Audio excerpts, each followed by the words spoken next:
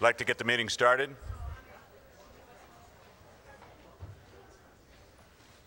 Thank you very much. As I've said many, many times in the last 3.5 months, if you don't know already, I'm Jim Ruane, the proud mayor of this wonderful city of San Bruno. I said I am Jim Ruane, the proud mayor of this wonderful city of San Bruno. We would first of all like to thank you for coming out on this very blustery and rainy day, and welcome to our third town hall meeting. We will conduct the meeting today in a similar manner in which the others were conducted. Opening statements will be made, followed by questions from you. We have volunteers present with question cards. Just raise your hand to obtain a card. We will do our best to see that the appropriate individuals answer your questions. It has now been 3.5 months since the terrible tragedy of September the 9th.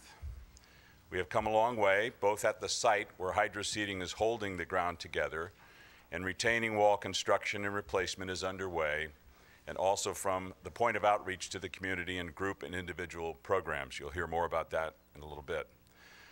Just last week, we received the NTSB preliminary report, and while it's still a long way from determining the cause of the explosion and fire, it has helped to eliminate some of the items from speculation to date. More information will be following as NTSB continues their investigation. It also raised some serious questions regarding previous and ongoing inspection procedures, which I'm sure will be addressed today also. We are co-hosting today's town hall meeting with our Congresswoman Jackie Spear, who has been just an absolute dream through this whole tragedy. Jackie.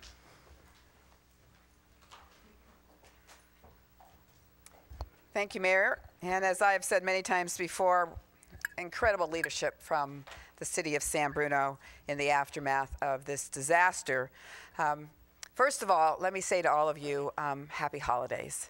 I think we are all extraordinarily grateful that we have come as far as we've come, that the lives that were saved have been saved, that those that are still suffering in the burn unit at St. Francis, that our prayers and thoughts are with them as they struggle through this process. I had a voicemail earlier this morning from Sue Bullis, and I don't know if Sue is here. Sue, are you here? No. Sue Bullis, you may remember, lost her husband, her son, her mother-in-law, and their beloved pet. And today she was taking flowers to the site of their former home to pay respects and to reflect on what has gone before. I tell you that story because there are so many lives that have been touched by this tragedy, and the pain and suffering continues. We in government are here to try and put a salve on that horrible injury. It will take a long time, but we are all here for the long haul. And I want you all to know that as well as you know your own names. We will be here for the long haul. Now, furthermore, at the very beginning, back at St. Robert's, just days after the catastrophe, we held the first town hall. And we told you then that we would, on a regular basis, convene town halls to keep you apprised of what's going on. And as Mayor Wayne said, this is the third, and it is one of many more that we will have intermittently to make sure that you are updated. Because this issue, as you can tell, with the coverage that was in the Chronicle this morning, continues to evolve. And as it evolves, we are going to be there to help answer the questions that we can, ask the experts to answer the questions they can, and then looking forward, develop the kind of public policy so that no community ever again has to go through what the community of San Bruno has gone through. We have a number of people who are here this afternoon. The first is Mark Rosekind. He's come here from Washington, D.C. Mark, why don't you raise your hand? He's representing the National Transportation Safety Board today.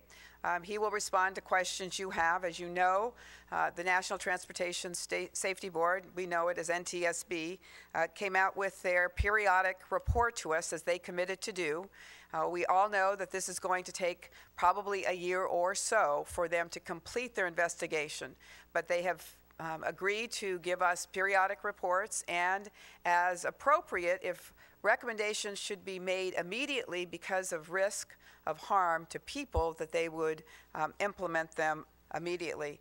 What we do know as a result of the metallurgical lab results are that some of the most common reasons for an explosion, be they corrosion, either internally or externally, be they third-party impact through damaging the pipe or through a pre-existing leak, all of those have been ruled out now. So it's a situation where we're ruling out potential reasons for this explosion. But the most common reasons have now been excluded. So the NTSB is moving forward with its investigation. It will be back out here in January to interview a number of people, and I'm sure Mr. Rosekind can bring you up to date on where they are looking now. We're also joined this afternoon with Zach Barrett. Zach? Zach is the Director of State Programs for the federal regulatory agency that we call PHMSA, but it stands for Pipeline and Hazardous Materials Safety Administration. This agency has the responsibility of overseeing the California Public Utility Commission, which has the direct regulatory authority over PG&E and the inspection process relative to its pipelines. On Thursday, the PUC issued a directive to PG&E to reduce the pressure on a number of other pipelines similarly situated within the PG&E system. So these are East Bay pipelines that are being required now to be reduced, I believe, by 20%. Because of the concern that the CPUC has for a potential failure on the East Bay section, because many of those pipelines are very similar to the pipeline that exploded in San Bruno. We're joined here by Richard Clark, who is the Director of Consumer Protection and Safety for the PUC, and he will speak to you about what that directive really means. And then finally, we will hear from Kirk Johnson. Kirk is seated in the front row, the Vice President of Gas Transmission and Distribution for PG&E, to explain how his company is ensuring the safe delivery of natural gas in our community. We also have representatives from the Internal Revenue Service and the Department of Insurance who are ready to answer any questions you may have about tax or insurance matters. And we also have a representative from the County of San Mateo, Roberta Hauser. And Roberta, would you, there you are. For those of you that don't know this, one of the very important programs that we wanted to make sure was put in place was a program for support, mental health support. So for any of you that are having a difficult time just kind of coping with all of the challenges before you, there is a weekly program, Wednesday nights, right here in this room. No, it's on Commodore Drive at a school site. It's right across from the dog park. It's 1290 Commodore Drive. Okay, 1290 Commodore Drive every Wednesday. It is a group that meets from 6 to 7:30. There are a number of people that come every week. Some people come and go. The meeting oftentimes goes longer than 7:30, but it is a support group for any and all of you that may need assistance during what is, without question, a traumatic event in your lives, and one that we recognize is important to address. And to the extent that you would like to meet in a group setting, that group is available. For those of you that don't want a group setting and would like one-on-one counseling, that is available to you as well. You should know that PG&E has already committed to provide those services, or pay for the providing of those services if you want to see a one-on-one advisor, consultant, therapist. And San Mateo County can help facilitate that if appropriate. So to reiterate, this is your meeting. We've brought together all the experts, and we will address all the questions that you have. And let me just leave you with this last thought. We are not going away. We are here for you and will continue to be here for you. I've just seen someone in the audience who was at the Burn Center in at St. Francis. Isn't that? Would you like to stand? You look wonderful. I saw you in the hospital there, and you look so much better now. And it's.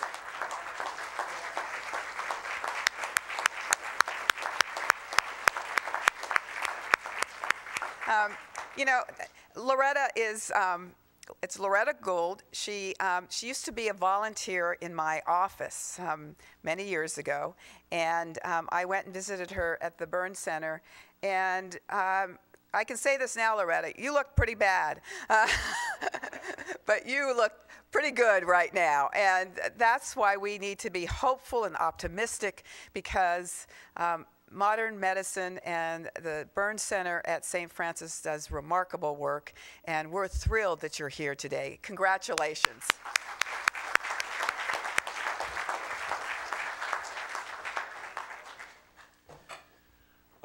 We are joined today, in fact, by the entire City Council of San Bruno, Vice Mayor Michael Salazar, Ken Ibarra, Rica Medina, and Irene O'Connell. And Irene will give us a brief update before we start the formal program on some city-specific issues that we have been dealing with. Irene?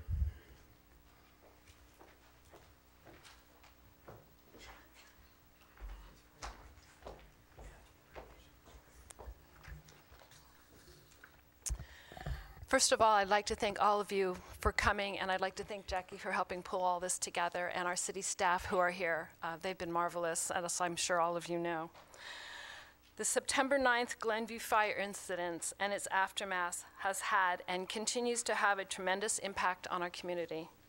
Most importantly, there are still 55 families who continue to be displaced from their homes. They have experienced the most significant impacts of this catastrophic event.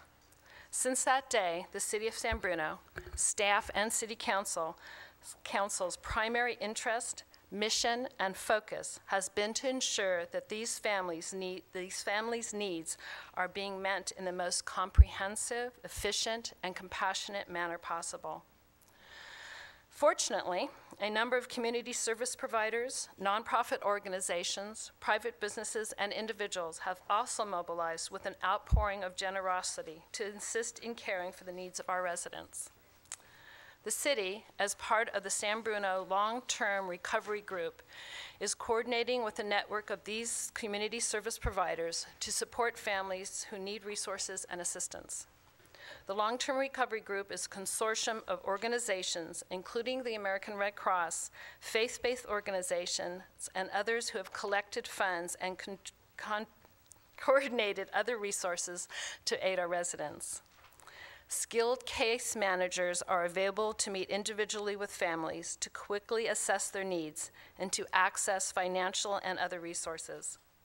The long-term recovery case managers can be reached through the hotline at 877-773-7229. There are flyers that are provided at the back of the room. They look like this. Please, if you know anyone who needs this assistance or if you need it yourself, please take one of these flyers and distribute it to anyone who needs them. In addition, the City of San Bruno has organized a group of city employees to serve as individual liaisons available directly to each of our displaced families to help guide them to available resources and nonprofit providers. The liaisons can be reached at our hotline number, 650-616-7180.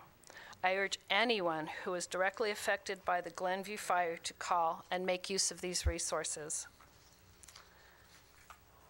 There has been recent community discussion regarding the funds that have been directly donated to the City of San Bruno. I'd like to clarify some of those issues. At the first City Council meeting in November, Mayor Ruane ratified Vice Mayor Salazar and my appointment to a committee. Our task is to develop recommendations for the distribution of the donated funds for consideration and action by the entire City Council. It is not the committee's duty or responsibility or task to make those decisions ourselves. On Wednesday, January 5th, our committee will host a public meeting here at the Senior Center at 7 p.m. We will be soliciting members of the community to voice their opinions and give their proposals regarding the disbursement of these funds. The results from this open meeting will be brought forward to the whole council at their next meeting on Tuesday, January 11th, 7 p.m. here at the Senior Center. As always, these meetings are open to the public. Anyone and everyone will have an opportunity to voice their opinions there as well. It is our goal to find out from those directly affected by this catastrophe how best to use or distribute these generally donated funds. Again, no decision has been made regarding these funds, and not 1 cent has been spent. However, I would like to make clear what the money will not be used for. It will not be used for any city expenses such as repairs to the city's infrastructures or staff salaries. It will not be used for new benches or restoring Glenview Park. These costs are the responsibility of the city's insurance and other resources. If you or anyone you know needs immediate help, please see the staff and Red Cross representatives, and I believe there are several here today there's several people right back there, and they will be available at the back of the room at the end of the meeting. Also, please, again, take the flyers. So I thank you once again for attending this meeting, and I hope it's helpful to everyone. Thank you.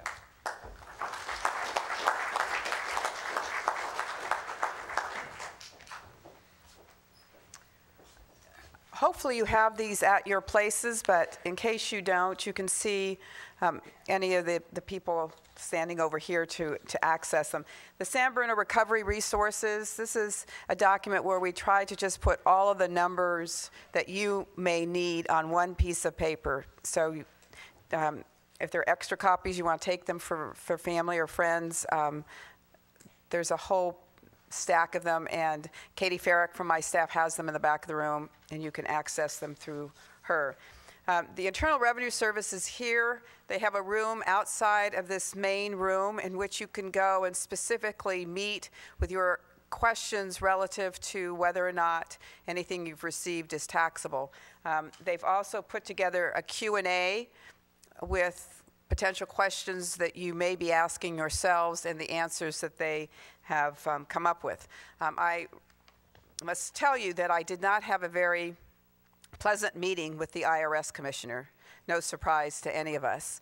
I made it very clear to him that he has the authority, which he does in the tax code, to use his discretion to deem that anything received after a disaster like this would not be subject to federal income tax.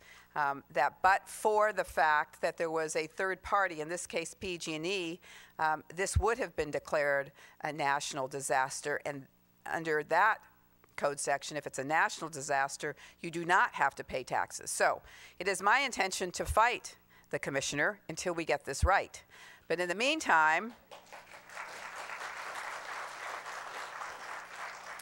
the IRS representatives are available if you do want to ask questions. Now, conceivably, anything that you've received in that $15,000 range can be attributed to the cleanup associated with the fact that fire retardant was sprayed over everyone's home. And a case can be made that cleaning up after the fire retardant is sufficient to make good on the money that's received. Having said all that, I'm not satisfied with the IRS position and intend to fight them any way that I can, and we'll pursue that in the new year. I think now we're going to have brief opening remarks. Mr. Rosekind is going to update you on the NTSB report that came out this last week, and then we'll have the other representatives speak briefly, 3 to 5 minutes, and then we'll open it up to questions.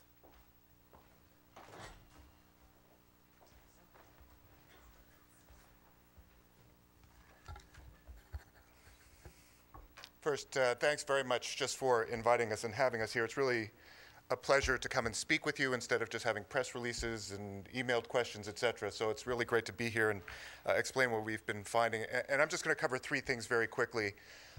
One is our process. We actually have a very straightforward mission, and that is to identify the probable cause of this accident and then issue safety recommendations to ensure this tragedy does not happen again, not here, not anywhere. And that process involves a very thorough and complex obtaining of factual information. That's the first part.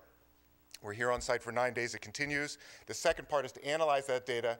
And then the third final piece is a board meeting, which will be held in the public. You can see it via webcast. And at that meeting, the board will determine the findings and conclusions, the probable cause, any other contributing factors to the accident, as well as safety recommendations that will come out. And yes, this will take about a year or so because of the complexity and thoroughness that happened in the investigation. Second, a big concern for everybody, of course, is, so what if you find something? We're going to wait a year to hear about it? At any point, if the NTSB identifies something that's a significant safety risk, it will issue urgent safety recommendations.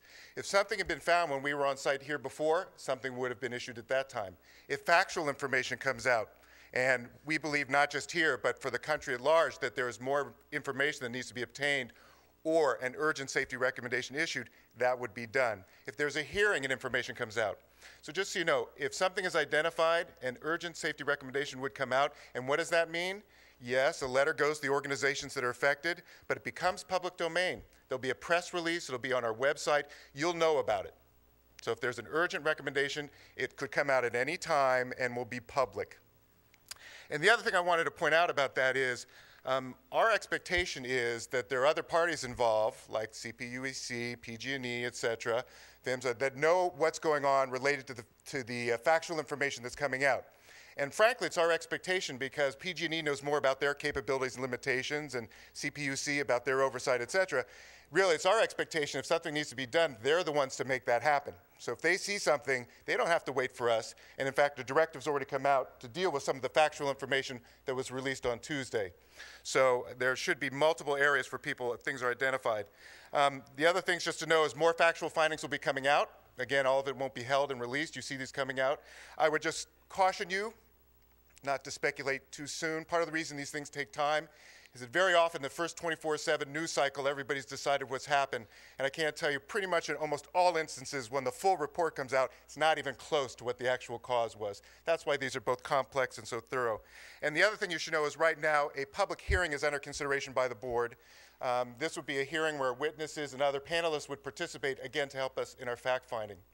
And the last thing I'm just going to mention, which the congressman's already identified and is in your handout, which is the factual information that was released. One, the data that have come out now have identified that there is no external corrosion, no excavation damage, no dents, gouges, et cetera, and no prior leak was found. The other side to know is that the survey charts reported that this was a seamless pipe. What we found was a fairly long longitudinal seam in this pipe that was supposed to be seamless. And as many of you may know now, there's 4 short pipe segments that are attached to it as well, which means there are welds, obviously, to attach those pipes. And what we have found is that some of those welds have been welded from the outside and the inside, other only from the outside. By the way, it's a great example of you thought you had a seamless pipe, now there's 4 times 2, 8 different segments to be looked at very in depth. That's part of the complexity that we have to deal with. And just to give you a sense of, again, the depth of what we have to go through is right now, NTSB investigators are trying to determine from 1956 what the welding practices were. Should we be seeing external and internal welds, or is the external okay? That's part of what we're trying to deal with right now. That's the overview I wanted to provide. I'm going to stick around with questions. There's a lot more information coming out, but a bottom line that we've heard many, many times, if there is an urgent safety recommendation that needs to be issued, it will come out, it will be public. Thank you. Can I ask you one question? Mr. Roskine, let me ask you one question before you sit down. You mentioned that there was an external weld on some of the pipe and an external internal weld on some of the pipe, and you're going back to 1956 practices to see what was appropriate then. My question is, whether it was appropriate then or not, do we want to have welds on both internal and external sides of the pipe for safety purposes generally?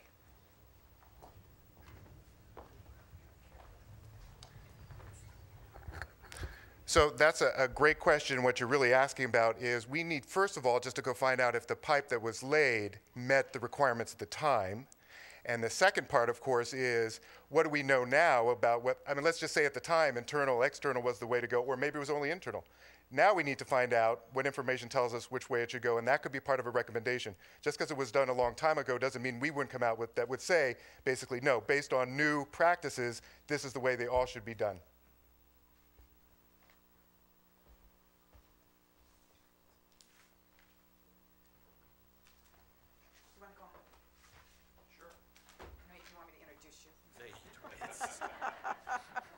All right, next we're going to hear from PHMSA. I know that this drives you nuts because we tend to use acronyms because the names of all of these federal agencies are too long, and that should be a bill I introduce at some point too. But I agree with that. This is Zach Barrett. He's the Director of State Programs for the Pipeline and Hazardous Material Safety Administration. Thank you. Can you guys hear me? Thanks. I've got this PowerPoint presentation because I'm used to going a lot deeper into state programs and probably what you're interested in, so we'll try to skip through this fairly quickly. I'd like to begin by expressing my heartfelt sympathies for this community and your family from talking with the mayor and some of the folks you guys have really pulled together, as people tend to do at the wake of this tragic incident, and you should commend yourselves for that, absolutely. I've been asked to come here today to speak to you about state programs, like we have here in California with the California Public Utilities Commission. The way the state programs typically work is there are 52 state programs currently in place. Alaska and Hawaii don't participate in state programs.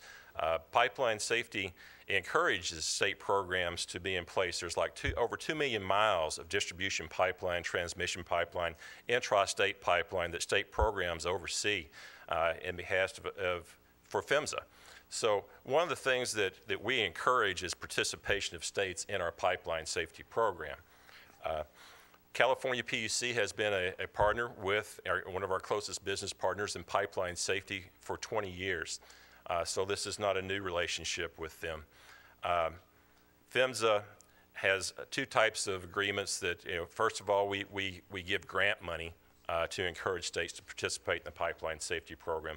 In 2009, it was $30.5 million. In 2010, it was $36.5 million to reimburse states for their pipeline safety programs, and what they're doing is their inspection of pipelines, their investigation of incidents, and their day-to-day businesses. So that equated to about 64% of their federal funding, or 64% of their total program cost in 2009 was provided by our agency. Prior to that, in 2008 and 2007, the funding wasn't there, and states shared the burden of the funding.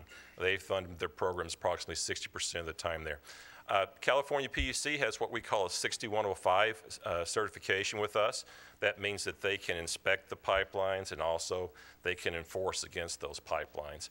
Most all the states that we have, matter of fact, all 52 of the states that we have that type of agreement with us. Some states also act as interstate agents for us, like in Washington State, where we have an agreement with them to inspect the interstate pipelines, which is our primary core piece of business, interstate.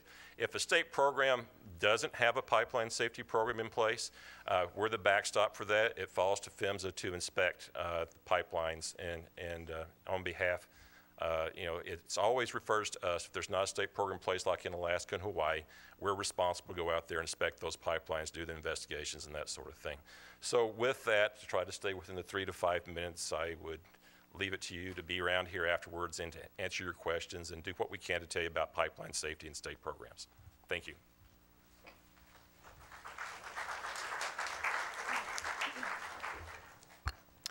Next, Richard Clark, who's been at virtually every one of these town halls, is from the PUC, the California PUC, and he is the Director of Consumer Protection and Safety Division.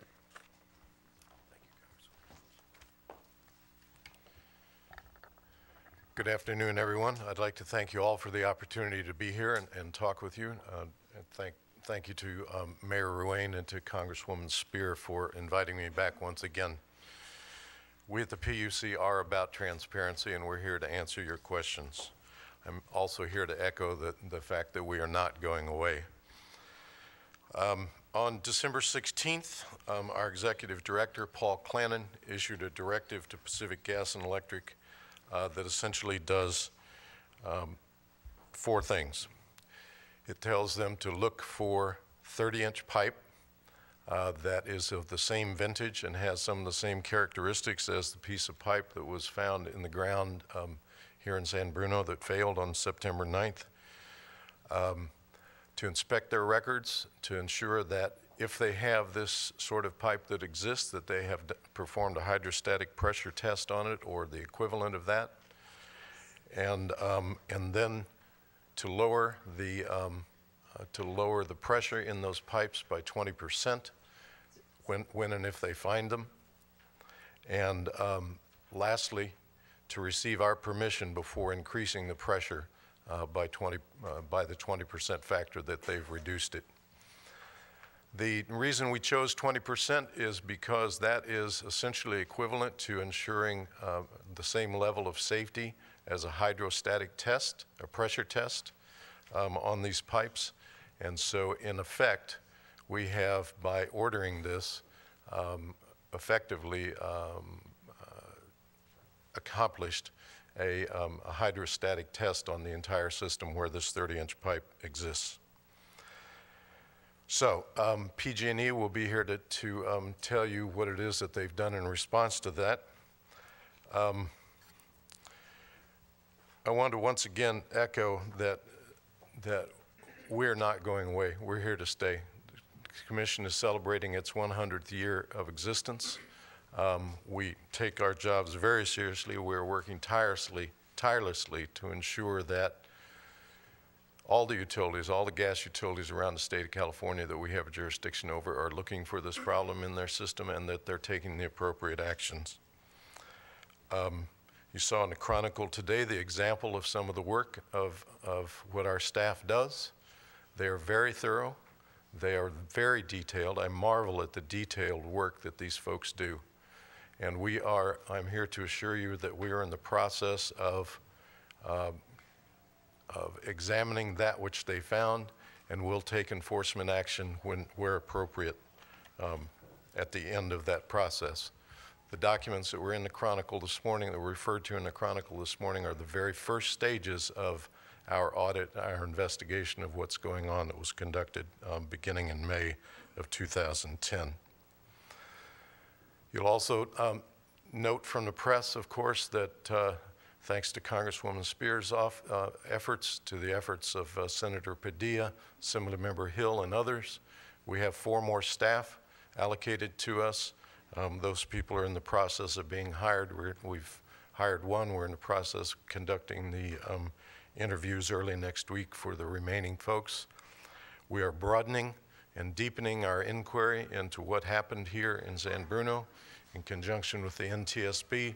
We're working hand in glove with Pipeline and Hazardous Materials Safety Administration to identify the best course going forward.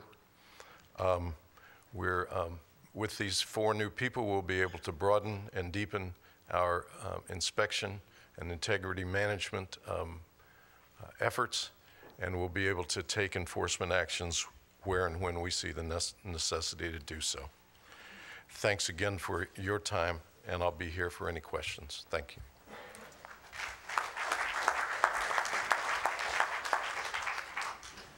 All right, we'll start it with some questions for the City of San Bruno for the PG&E. Do you want to say something?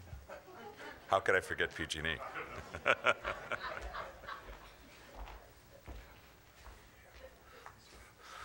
Well, good afternoon, and thank you, Congresswoman Spear and Mayor Ruane, for the invitation again to participate in this town hall, and thank you all for coming out and joining us today on this very wet Sunday. I'm going to briefly talk about 4 points, and then, of course, we'll be happy to take any questions you might have. I want to cover what we've done since September 9th in terms of safety to our gas transmission system. I want to cover what we're doing in terms of our winter planning and our ability to meet all of our gas needs or our customers' gas needs this coming winter. We'll talk very briefly about line 132 and the efforts around rerouting that pipe and putting it in a new location. And then I want to touch on the NTSB findings that you've heard already quite a bit about today. In terms of our safety, PG&E has completed a complete re-leak survey of our entire gas transmission system, including the 3 pipelines that serve the San Francisco Peninsula. And in specific to San Bruno, we continue to patrol line 132, the line that ruptured, on an ongoing basis, and that will continue until the findings from the NTSB are concluded and we know exactly what we are going to go after. And specific to San Bruno, there has been a lot of activity around here in terms of excavating pipelines to ensure we look and check on the integrity of those pipelines. More specifically, there's been some activity around Highway 101 near 7th Street on our pipeline we call line 101, where we actually dug up the pipe to ensure that the pipeline itself was not making contact with what we call a casing, which is a bigger piece of pipe that goes underneath the freeway, and then our pipeline goes through that. Should that casing contact occur over a long period of time, it can lead to issues 10, 20, 30 years down the road, and we wanted to make sure that that wasn't happening. In terms of this winter, we have completed a great deal of work on the San Francisco Peninsula in terms of building what we call cross ties, pipes that connect one pipeline to another pipeline. We've also done a lot of work in terms of what we can do in terms of pressure monitoring and pressure regulation. And given our models we have today and given all the work that we've conducted, we can tell you that we can meet all the gas needs for the San Francisco Peninsula on an average winter day. And in fact, we can meet those needs on what we call a cold winter day. And a cold winter day is defined as the average temperature of 42 degrees in the city of San Francisco. I say average, that's a temperature every half an hour, average together. We can meet the needs of all of our gas customers.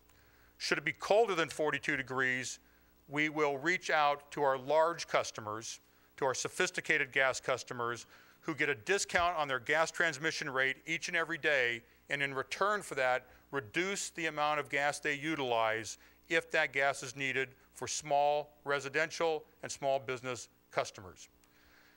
Should the temperature get down to 32 degrees, the temperature for which we design for and we call an abnormal peak day at PG&E, should it get to those freezing temperatures, we are also working on mobile gas solutions for the city of San Francisco.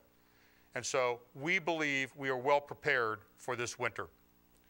In terms of line 132, I've shared at previous town halls, and I've shared just briefly here, all of our focus has been focused on being prepared for this winter. We have not done any significant work on activities, including new routes for line 132. But I want to re-emphasize what we stated earlier, and that is that pipeline will not go back into the same place for which it ruptured. We will find a new route for that pipeline, and any activity around line 132 and the rerouting of 132 will include working with the city of San Bruno, elected officials, and the CPUC. The decision to what we do there is critical to the entire San Francisco Peninsula, and everybody needs to be engaged to ensure we have the right decision. Lastly, I'd like to touch base on what you just heard about from the NTSB. And Congresswoman Spears already identified the key issues that we normally concern ourselves with in the gas transmission business have been eliminated as the cause. And we spend a great deal of time at PG&E making sure those issues don't exist. We still do not know the final cause. And as the NTSB said, it is a very, very complicated activity to figure out exactly what caused this issue. And it is critical that they have the time they need to conduct that investigation. The findings ultimately will be critical to PG&E, the city of San Bruno, California, and likely the entire nation, as we will ultimately have to determine what tools are necessary and what kind of inspections are necessary to ensure this kind of event never happens again. Lastly, I want to hit on one point that was raised in the NTSB investigation, and that is the issue around what PG&E said was in the ground to the NTSB and what was actually found. And that is, we said it was seamless pipeline, and we know it was not seamless pipeline. There is a discrepancy in our summary records that was shared with the NTSB. And I simply want to say that we find this completely and totally unacceptable that we would have a discrepancy in any of our records. we are conducting an extensive project to go back and look at the original documents by which every one of our pipelines were built and ensure that those discrepancies don't exist in any of our other records. It's critical that that information be right, and we take this very, very seriously. Again, thank you for the invitation today, and I look forward to your questions.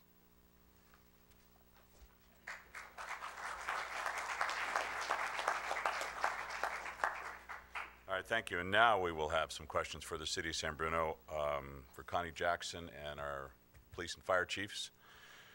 When will Glenview be open again?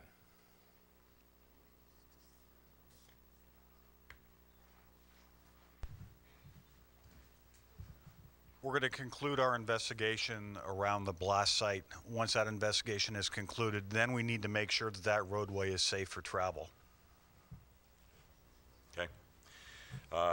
Two questions. Playground park rebuild schedule and when Glenview Drive will be reopened, which you just heard about. So following on what the chief said, our primary immediate interest is to make sure that all of the necessary investigative activities have been completed. When that is done, we will fill in the hole and then evaluate whether the Glenview street and sidewalk area can be made safe for pedestrian and vehicle travel.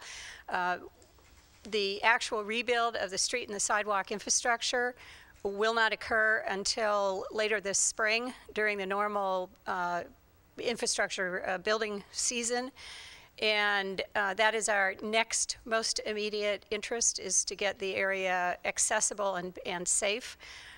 Following that, we do intend to work with the community, or rather we'll be working with the community throughout, beginning at the first of the year, to identify how we should rebuild the Glenview Park area. What are your specific interests? How can that area be made to best meet the needs of the neighborhood and the community, given that we have kind of a blank slate now with that canyon area denuded of its original forest. So we look forward to working with you to identifying how we should rebuild that park, and we will proceed with that in a timely manner in conjunction with the other infrastructures, the street and sidewalk repair. Thank you. Since over 37 homes will have to be resurveyed in order to rebuild, will PG&E be doing this, or must each home owner have to do this? Maybe that's for Aaron, our Community Development Director.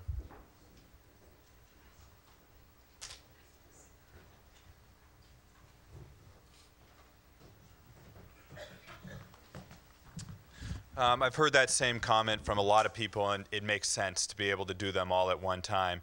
We're working with PG&E at this time to secure funding in order to do that, and we'll keep everyone involved with that and updated with that. But as of right now, we have not confirmed that PG&E will go ahead with this, but we are working with them to get this done. Can we get some confirmation from PG&E? Yeah, can we get a confirmation from PG&E regarding that, or are you prepared to address that? I'm not aware. We can certainly get it after the meeting, get back to folks. All right. Please supply on Cable 1 or elsewhere mail and email the contacts for all speakers today.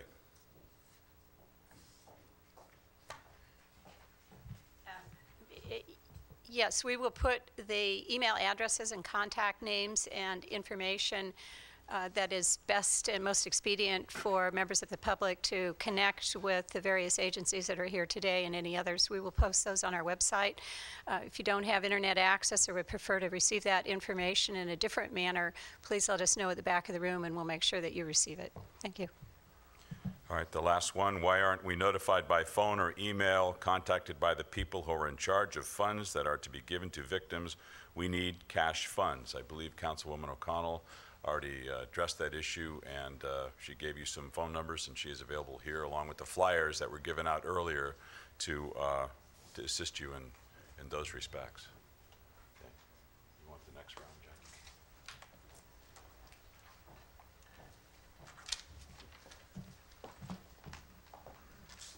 Here's a question for the NTSB. Why haven't the two PG&E workers who were on duty in Milpitas been interviewed yet? My understanding is that they weren't available at the time when our folks were out here.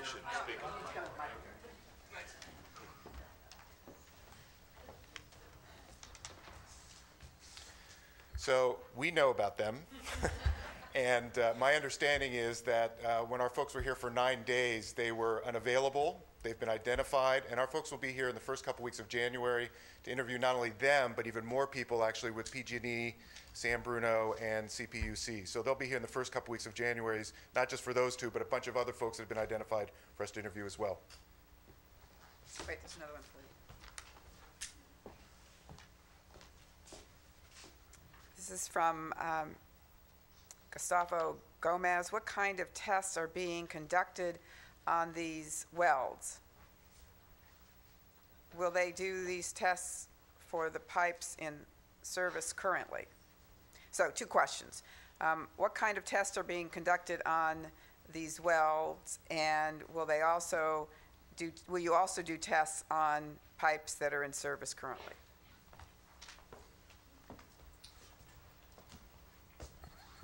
So I had to go get my update as well, because I'm just going to read this to you, which is that first there was visual non-destructive testing that was done, and that included examining the condition of the welds.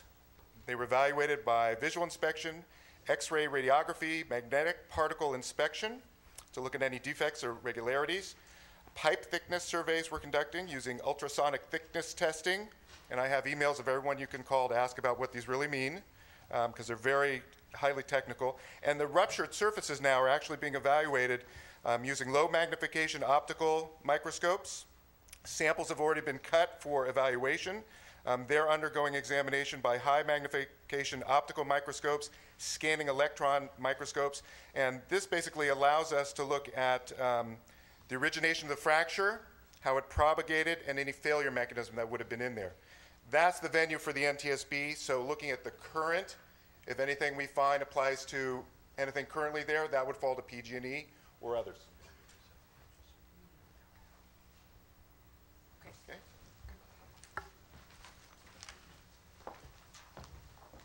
Now, is the representative from the IRS here? Come forward. We have a series of questions for you.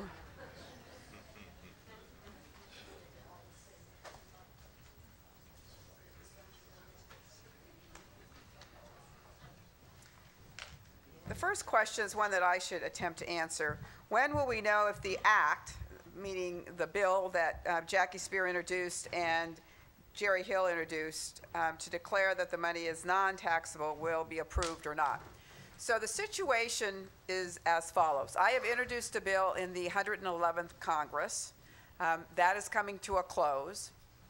I have to reintroduce it in January, which I will do. That will then have to be amended into some bill that is coming back from the Senate for confirmation with the House before it goes to the President. So we've got to attach it as a rider onto a bill that we know will be going to the President. There is a simpler solution, and that's what I want the Commissioner to exercise. In the tax code, he has discretion in which he can exercise that discretion to deem that all payments made by PG&E under the circumstances are not taxable. And that's where I am focused right now, because it's a much swifter resolution, because tax time is no later than April 15th. We know that, and many of you want to actually file your returns before then. But we're going to run through a couple of these questions, and then I have a question for PG&E, but I don't know that we have anyone here that's authorized to answer it, and if not, then you'll have to get back to us. Okay. How, if any, impact on the, well, let's see now. Let's try this one. Will we need to pay taxes on money received from PG&E? That's a very good question, and being the second time to this type of town hall meeting, first of all, I would like to give you my condolences of your loss. Living in the other Bay Area, I'm aware of the situation that you're in, and definitely the taxes is a big part of this question. That's why me and my staff with excellent tax law knowledge is in the back conference to help you answer any specific questions. We also have flyers like this with Q&A that actually answer specific to your situation, because the money that you received might be in different situations, different scenarios. All right, wait a minute. I'm going to cut you off. I'm sorry. This is a simple question. If someone received $15,000 from PG&E, their home was damaged to some extent, Right. do they have to declare that $15,000 as gross income? Answer that question. It depends, because as Well, I mean, in seriousness, Right.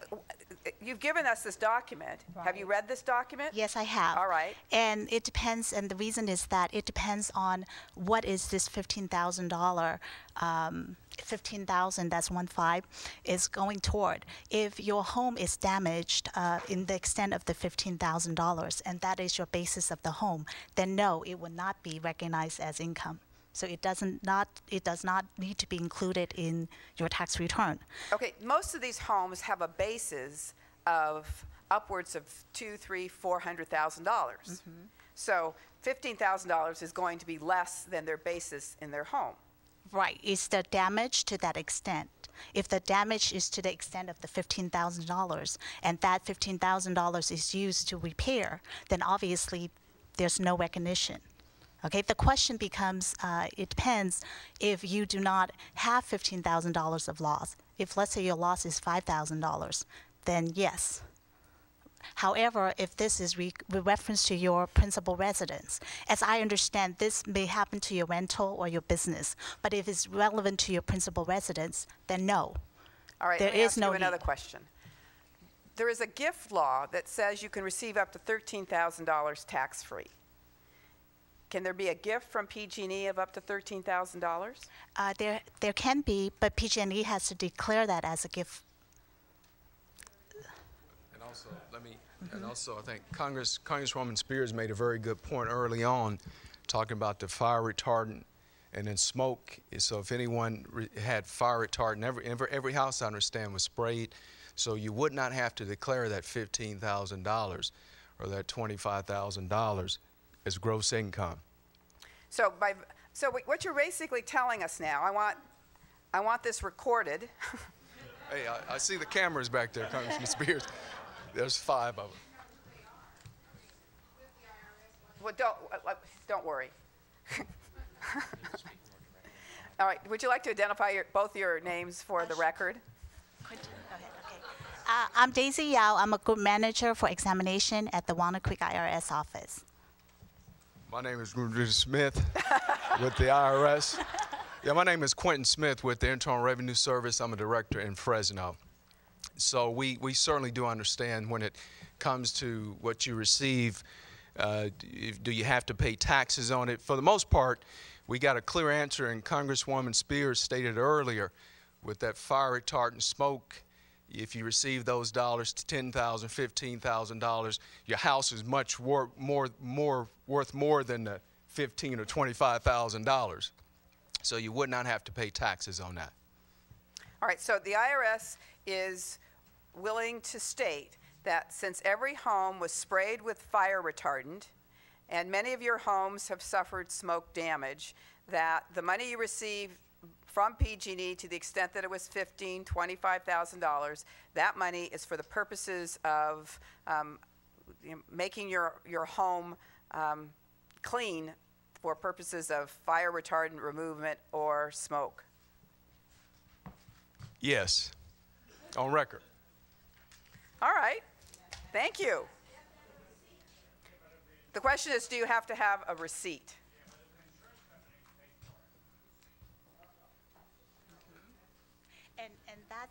And that's the depending part, because if the insurance company has refunded you for a portion of what you spent on the cleanup, and that's one of the questions that are, of course, from our national, we have a ruling on that, and that is inclusive in this packet. We have a couple of very well expert, knowledgeable agents in the back that can assist you with specific questions to your situation. whether or not you receive insurance money or whether or not you need receipts in this situation.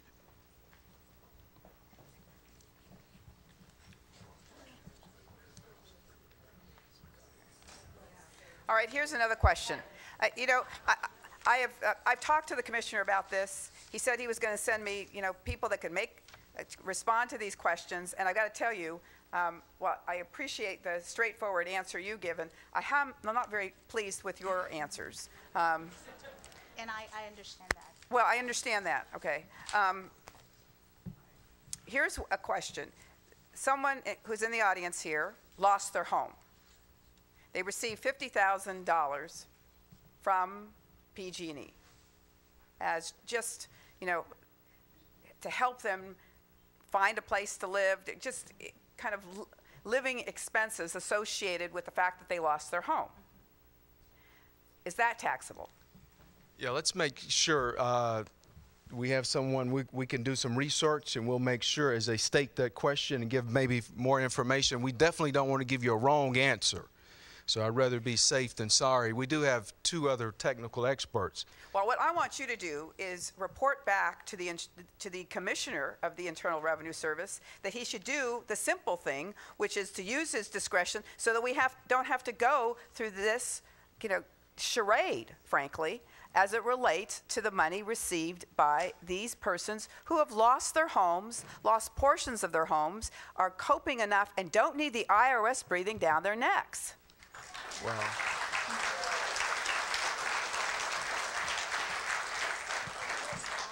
Oh. Okay, point well taken. I certainly will take that message back to Washington. Certainly will do that, Congresswoman Spears. And please do take the opportunity to go back there and speak with, the IRS examiners back there who can assist you with specific questions to your situation. These are specific questions that we would like for you to answer for everybody. I mean, it's not very difficult to understand. They've lost their home. PG&E gave them $50,000. Mm-hmm. Is it taxable or not? And it depends on the individual's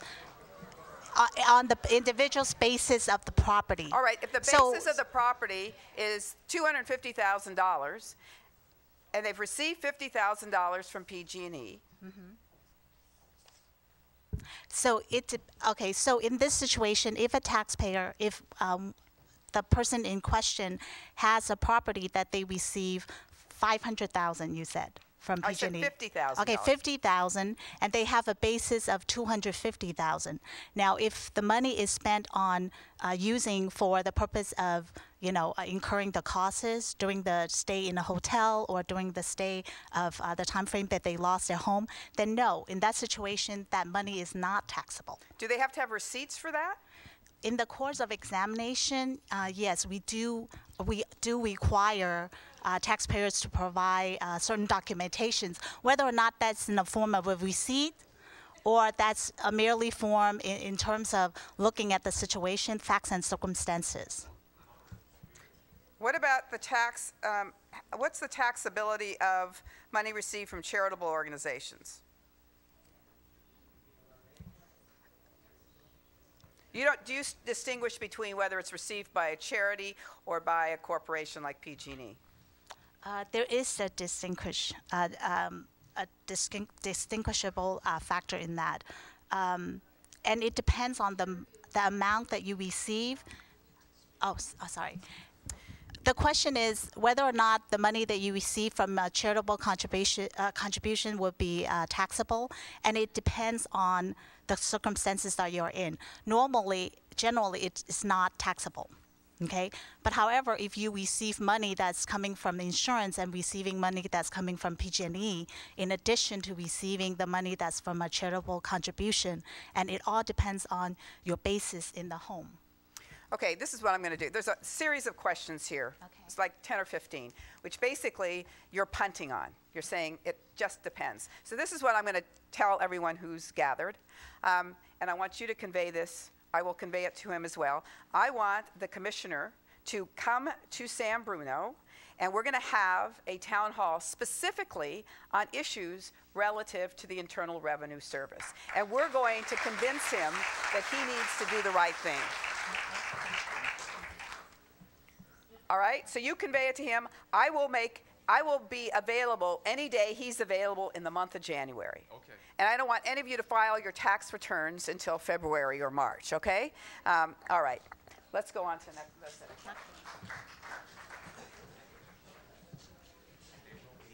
I have two questions for the CPUC.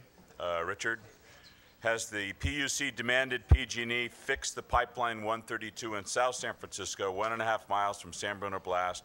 What is the status? In South San Francisco, just north of the area. I'm going to ask Kirk Johnson to answer the question as to what the status is. We have certainly we've certainly told them to turn the pressure down by 20%, and the pressure remains reduced across the entire peninsula, and now in a couple of locations in the East Bay. So Mr. Johnson can tell you the specifics of the situation 1.5 miles north of here.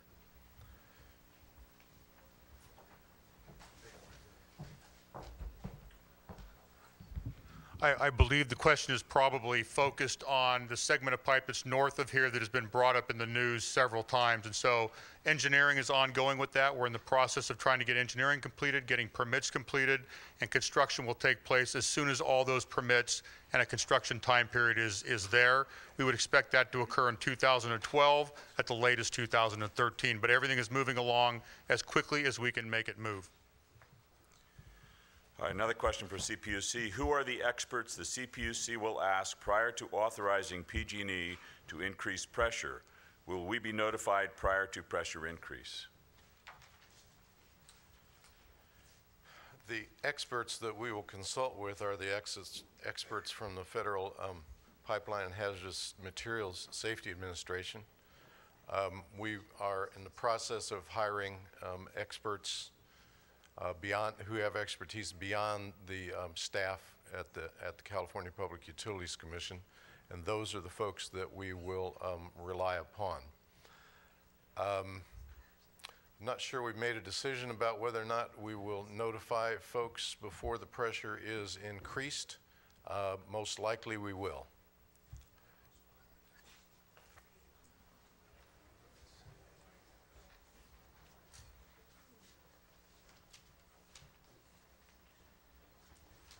I have heard that the Lions Club has funds. How or who do we contact? Mr. Ibarra, our city council member, is probably a good one. There, here comes Ken.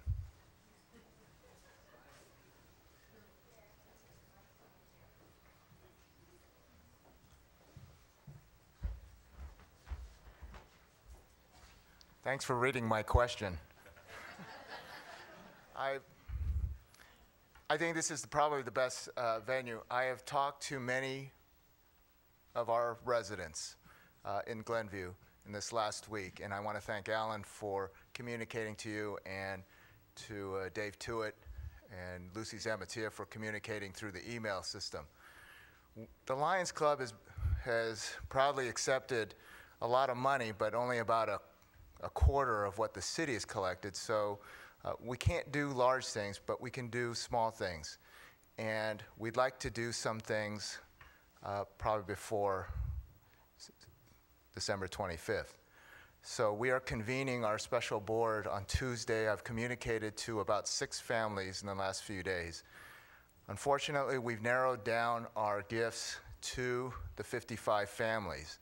It's not that we won't consider any other requests, but our priority is the 55 displaced families. So, and I don't really want to give my cell phone number right now, but I want you to see my face, and I will be here after the meeting, and please feel free to come up to me. Thank you.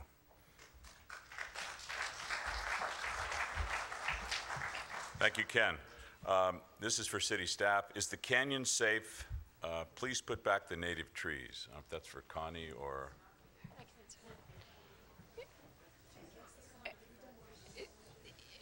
Extensive work has been done in the canyon already to secure the canyon from an erosion control perspective. City staff, our engineers are monitoring that constantly, and they are satisfied that the work done and the monitoring that's occurring is sufficient to secure that the canyon will not continue to erode away. That said, we are now working, our contractor is out rebuilding the retaining walls on either side of the canyon that were damaged in the fire and that will need to be repaired and rebuilt in order to secure the safety of the adjacent properties next to the canyon. Lastly, the canyon is not safe for you to walk in or to go near. There's a very steep drop-off, and until that area is reforested and open to the public, it is not safe for people to be walking in or around the area. It is a very steep drop-off, and we're concerned for your safety in the current state of the canyon from a public accessibility perspective.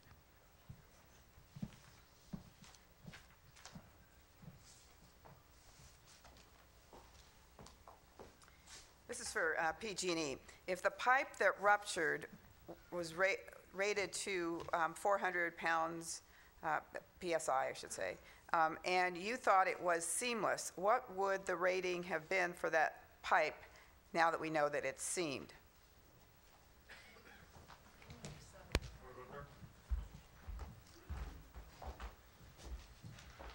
The rating of the pipeline is determined at the time it's built and constructed and tested. And so that pipeline, whether seamless or seamed, the pipeline MAOP, maximum allowable operating pressure, is 400 pounds. Line 132 is made up of both seamed and seamless pipelines, and all of that has been tested for a rating of 400 pounds.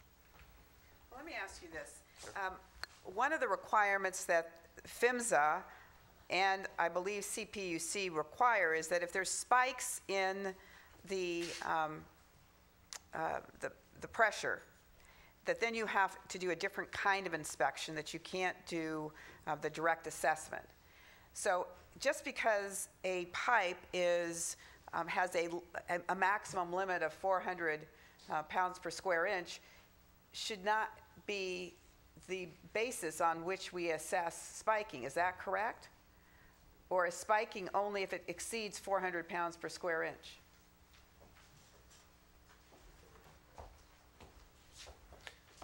I think what she's referring to is our gas integrity management regulations.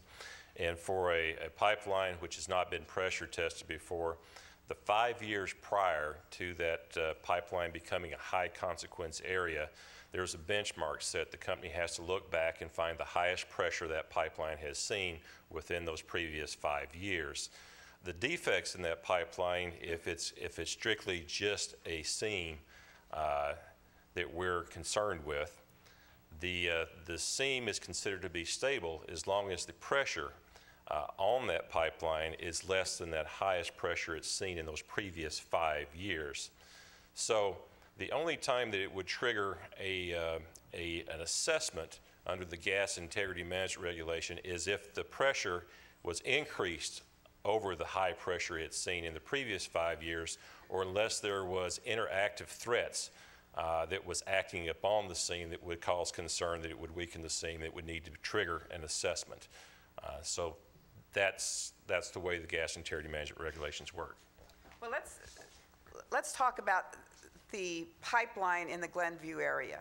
My understanding, as the gas is moved from Milpitas north, the actual pressure starts to decline. When the gas is flowing, the actual pressure will decline. That's correct. So historically, do we have, we must have data then of what the average pressure is in that region in Glenview, correct? Correct. We have 5 segments or 5 locations where we monitor pressure continuously. And what is the pressure typically there on average? I couldn't speak to on average, but during the evening when there's very little flow, it can easily be very close to 375 pounds. So the spiking, I'm just trying to get an understanding. It spiked to 396. The spiked to 386 386. on the evening of the event. That's correct. So from PHMSA's perspective, that isn't a spike? It's an increase in pressure. You know, we don't use the term spike Okay. in the regular. There's an increase in pressure. Whether or not that pressure was increased over the previous benchmark that was set in that previous 5 years is the question. I can't speak to that, but that's something that the Public Utilities Commission, I'm sure, is looking into. All right, do we know what the benchmark is for the last 5 years? Well, the benchmark is the maximum allowable operating pressure for the line, which is All right. 375 375. PSIG, right? So I'm just trying to understand, at what point is there something beyond direct assessment that is done if it's based on spiking or an increase in pressure? If it's 375 PSI, it bumped up to 386. If nothing had happened, if it hadn't have exploded, would you have required anything beyond the typical direct assessment that PG&E has been doing with that kind of a spike? That would trigger that as being the seam. If we're talking about a seam, that would trigger the seam as being susceptible to the threat, and therefore it would require additional assessment. You would have to assess the integrity of that seam. This is a resident from Glenview, Linda Rustrum. Does PG&E's buyback program still apply if you choose not to rebuild, and how is it going to be implemented? Oh, I think we may have somebody here that can answer that question, but each person should have an account. Wait. Each person involved should have a direct linkage to someone who can answer that specific question for you. And if you don't, if you want to come forward at the end of this meeting, we'll take your name and make sure that account rep reaches out and answers any question you might have about any of the real estate programs PG&E has. This question is from a resident on Vermont Way. Was a complete pressure test done on each home with a green sticker before the residents moved back in? Now, I don't know what you are suggesting by a complete pressure test. What we're learning is that the only test that is really determinative of safety is a water, a hydrostatic test or smart pigging, correct? Yes, and specific to that question, that segment of line that ruptured is out of service at this point in time and has no pressure in it. There is no customers being served off that segment of line right now. So they're being served off of is it 132 at another location, or is it 109? It most likely is line 109 or 101 in the distribution system where they're connected. And have those particular lines had any kind of assessment beyond what has historically been your direct assessment approach? The lines, when they're originally constructed, many of them have had a hydrostatic test. In terms of the integrity management program, the tools, in terms of the integrity management, the tools we now use and started earlier this decade, all the lines in the San Francisco Peninsula, we have used the ECDA method, external corrosion direct assessment, if that's the question. Well, what we're hearing, though, is that direct assessment is not adequate. CPUC is saying that with PHMSA in their audit letter and other information we're receiving is that direct assessment is not adequate. So I should clarify. I need to clarify something. The integrity management rule requires an operator to assess to the threats that they have identified in the pipeline. So ECDA, or external corrosion direct assessment, is appropriate if you're looking for the external corrosion threat, the internal corrosion threat, or stress corrosion cracking. You know, so it depends on the type of threat that the pipeline has in it, and and it depends upon whether or not, in this case, if we're talking about a seam, if you know you have seam problems, if you have a seam threat, then you have to assess to that threat. So that's the ECDA if you're looking to try to address an external corrosion threat, If that's what you've identified through your gathering of information and your integrating of information as the threat to that pipeline segment, that is appropriate to do. As you gain and learn more information, obviously that can trigger you to have to do more different assessments and use different tools. I want to go back to that buyback question. Do we have someone here at PG&E who can explain whether or not that buyback program is in effect, is available? Yes. Okay, come up. Yes.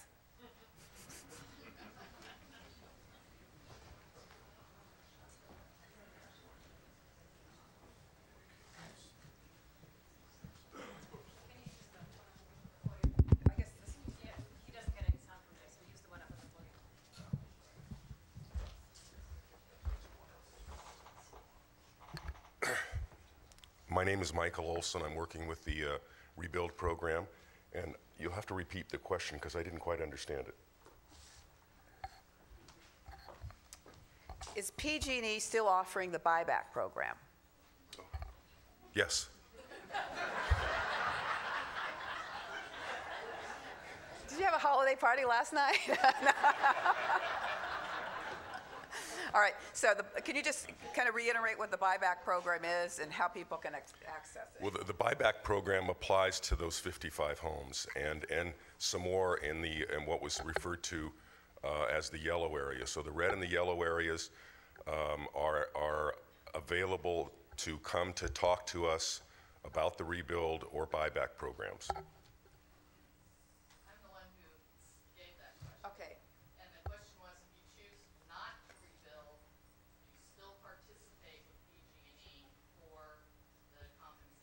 Yes. Could you repeat that for comment? She said that if you choose not to rebuild, are you still able to participate in the buyback program? And the answer is yes, if you're in those areas.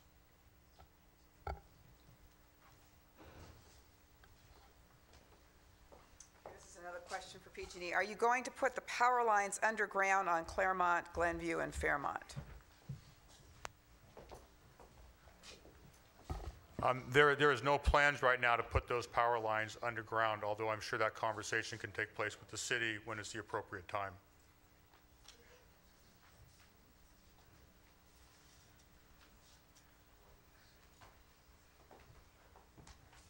This is from a resident on Claremont. One of the first rules of risk management is know what you have. Why did you think it was a seamless pipe when it wasn't? Rule number 1, broken.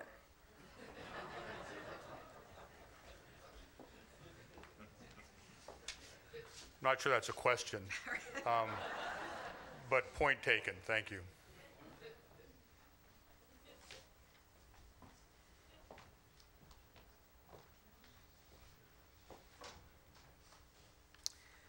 This is from a resident on Fleetwood. There is a significant vertical drop, in his opinion, and rise in the pipe from Sneath Lane to San Bruno Avenue. What is the acceptable vertical drop and rise per horizontal 1,000 feet of pipe length? Well, in terms of designing the pipeline, that's taken into consideration when you calculate the maximum allowable operating pressure. The drop that many would see as significant is not significant in terms of pipeline construction. There are many pipelines throughout industry that drop 3,000 to 4,000 feet in a run, and you just have to take that into consideration when you design your pipeline system.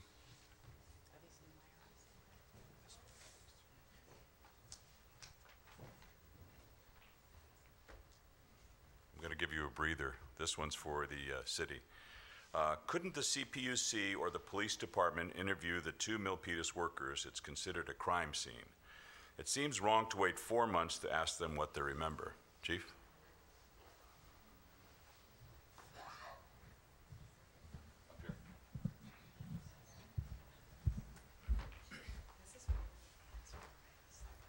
Well, as you've heard from the NTSB, they will be conducting interviews in the next couple of weeks. We are monitoring that investigation. We are actually participating in that investigation, and we are also conducting a separate investigation of our own. So We are well aware of the necessity to interview individuals who may have some information for us.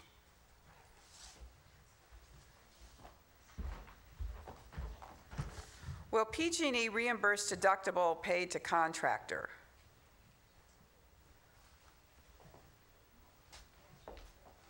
Answer yes.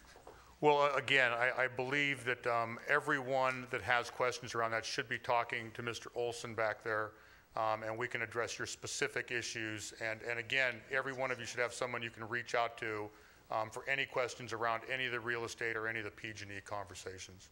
Do you want to come up and address the question?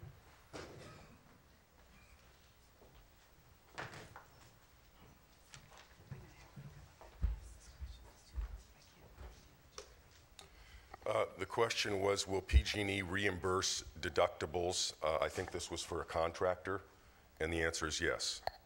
And for insurance as well. And for insurance as well. But we'll need to talk to, of course, each party and go over the specifics. But yes, the generic answer is yes.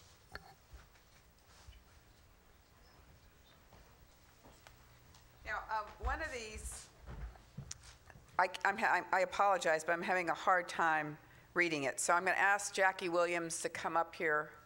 Are you right here?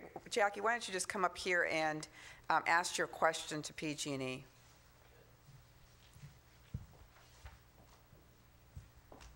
Yeah, I'm actually from South San Francisco, so I don't want to take that much time, but I'm worried about the other part of the pipe, not just the pipe that came out, but the rest of the pipe that runs through South City and wherever, the line 132. And I asked PG&E at the last meeting to give me some information, not by verbal, but by documentation. And they said they would get back to me, and I've heard absolutely nothing.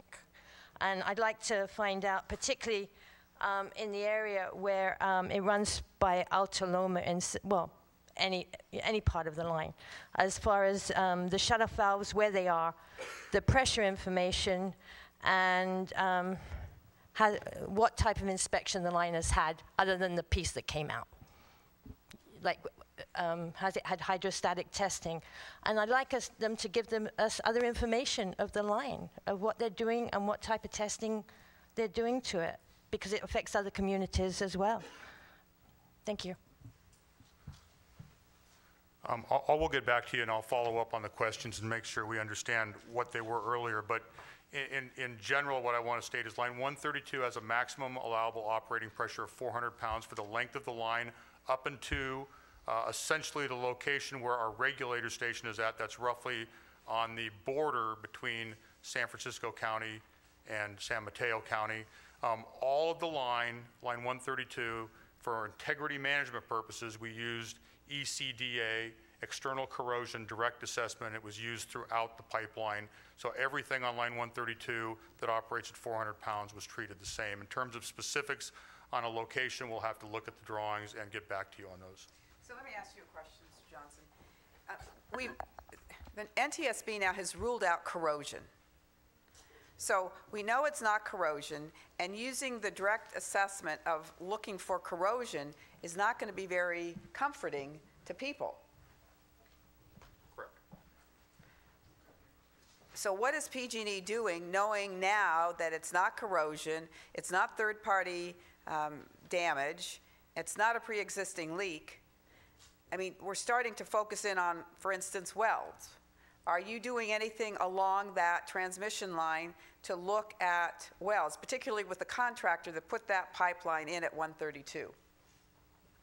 Well, specific to the lines, and I think that brings up the significant point we have here, and that is, once we determine what caused the issue, we can then determine what the tools are necessary to check the integrity of the pipelines. Now that we have an issue that we know about that previously we were unaware of. And so we can't speculate as to what that is. I think the key issue here is the pressure in those pipelines have been reduced by 20%. That's a significant change in the safety factor.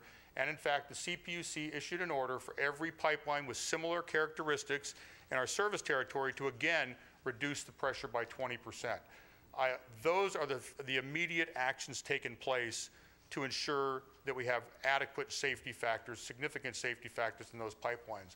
Once we have an answer, once we know exactly what caused it, then all the regulators, all of us involved, will sit down and ask, what is the appropriate tool and what can we do to check the integrity of the pipeline? I know that's what everybody wants to get to, that's what we want to get to, but we can't speculate as to what that is and fool ourselves. We've got to know the cause.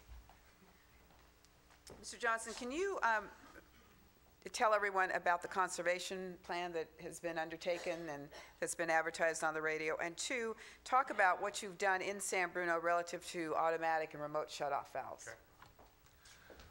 Let's first talk about conservation, and that's a significant part of our plan for meeting all of our winter load in the San Francisco Peninsula. For December, there is a separate plan for simply San Mateo and San Francisco counties for those to use less gas than they've used in the previous years. It's focused entirely on this county, and that's for December. Much of December already has moved through.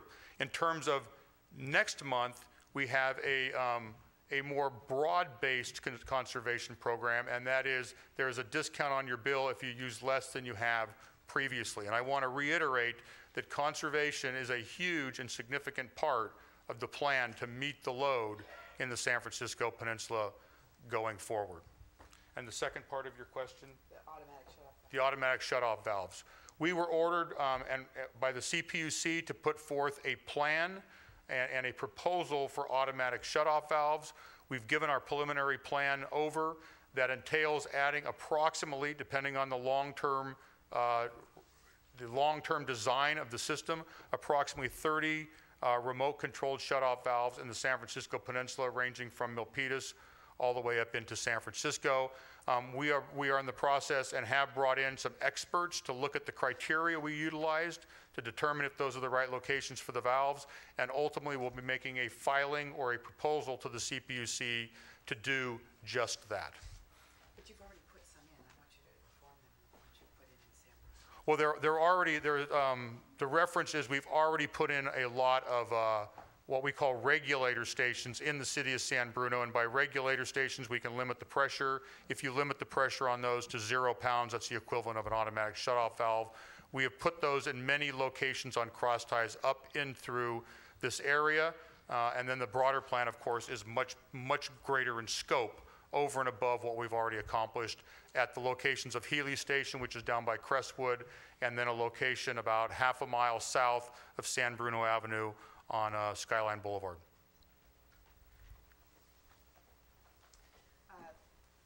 I think you've responded to this, but I'll ask it one more time. 132 is being rerouted. Where will it connect to? The line goes down Plymouth, Claremont, and Sneath Lanes. Will it connect in that area? The route that pipeline takes has not been determined, but in terms of the location of the pipe that's been taken out of service, it's been taken out of service, again, roughly half a mile south of San Bruno Avenue on Skyline Boulevard, near the watershed, if you will, and if you're traveling south, you'll see it on your right-hand side. And then the other connection point is on Crestwood at a place we call Healy Station, and that's the other location. The ultimate route that we need to get to needs to bring gas from that point, the point south of San Bruno Avenue, in and around in some route over to Healy Station. That's a segment of pipe roughly 1.5 miles that's currently out of service. And again, we haven't done any routing on that. And if we do, and when we're ready to do that, to have that discussion, we will be talking to the city of San Bruno, other officials in the CPUC. Actually, there are these two ones. This is from a resident on Claremont. Kirk Johnson said at the last meeting that no one asked to talk to the Milpitas employees. Has anyone asked? This is a question to NTSB. That's why they're here the first 2 weeks in January. So the question was, were they asked, did the NTSB ask to speak to these two employees at Milpitas when they were here originally? That I don't know. Okay. Now this is probably for the county assessor. Will there be exceptions for a tax transfer for those who are emotionally unable to move back? We have young children that are now in therapy. Yes.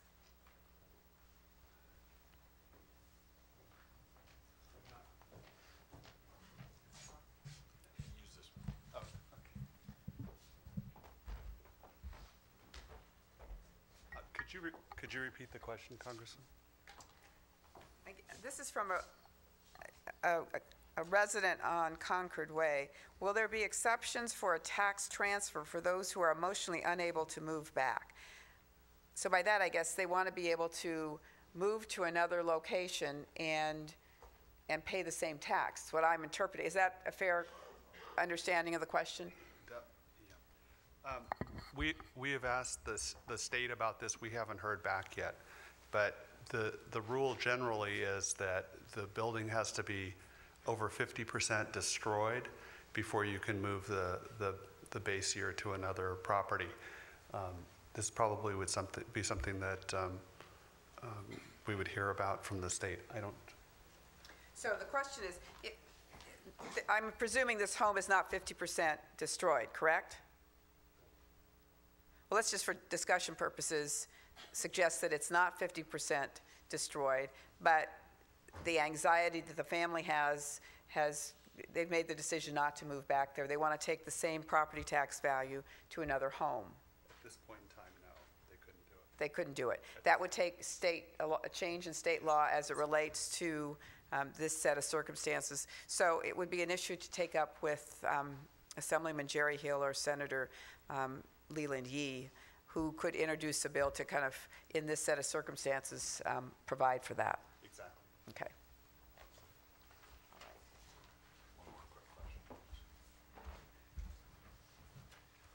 All right, this is a very long statement, but I'm just going to read a small portion of it because it's followed by a question. It's talking about OPS, Office of Pipeline Safety. The agency issued a warning to pipeline operators in 1988 that proposed a dire solution. These recent failures, and these are pipeline well failures, have caused OPS to reevaluate the safety of continued operation of all pre-1970 pipelines with the out-of-date wells. Why isn't NTSB issuing an urgent safety recommendation for all gas pipelines with these pre-1970 wells throughout the country now?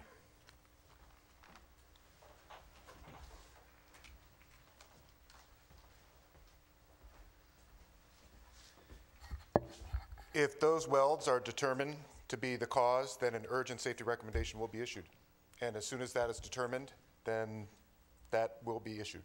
No question.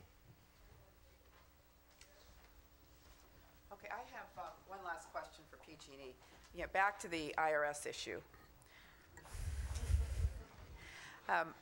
My understanding is that if you receive up to $13,000, it is not subject to a gift tax.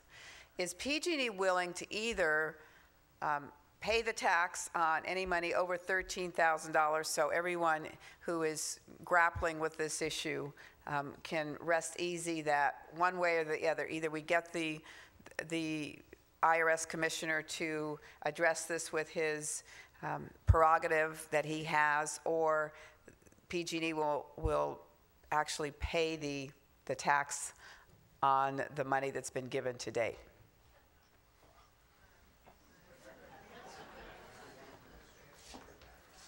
Congresswoman Spear, my name is Kirk Johnson. I'm the Vice President of Gas Engineering and Operations. But seriously, we'll take that note back and we will get back to you. I will make a call immediately after to our legal staff and our finance staff and see if that's a potential solution to this ongoing problem. Yes. Richard? I want to specify that PG&E shareholders, not ratepayers. Yeah, right, would be the question, right? Yeah, it's a question to PG&E shareholders, not ratepayers. Yeah, we get that. So everyone understands there is a kind of walk around, which is for those that receive, for instance, the $15,000 gifts, or however it's been defined, that for the portion that exceeds $13,000 to the $15,000, whatever the tax would be on that, PG&E would pay for it, and then there wouldn't be an issue surrounding it. But I'm actually concerned about this issue for all of you and for the next catastrophe where there is a deep pocket that is going to be able to help make people whole again, that they just should not be subject to the IRS creating that kind of a consternation. So we're going to pursue this no matter what, but there is potentially an opportunity to try and address it for you specifically so that you're not any more anxiety-ridden than you already have been. So I think I'm going to conclude my remarks again by saying thank you very much for your attention and for the manner in which you've asked your questions. And I wish you a blessed new year and happy holidays. And again, we will convene a meeting in January with the IRS commissioner, so all of you that have questions will be able to level them appropriately at the commissioner. Thank you. All right, thank you, and I will conclude my remarks with two items. First of all, the City of San Bruno invites you to a gathering of the Glenview neighborhood. The flyer's in the back. Please get it on the way out. It will be held Saturday, January 8th, right here at the Senior Center. There's going to be some music, some food, some children's activities, and some talking with neighbors and city officials. And it's co-hosted by 11 or 12 other nonprofit organizations. So please, we look forward to seeing you there. Also, I do want to thank Congresswoman Spear again for giving a national focus on this, along with our city efforts. Thank you. And in closing, I just want to say, please know that, while we know that this is the most difficult holiday season for most of you, you continue to remain first and foremost in our thoughts and prayers. Thank you very much.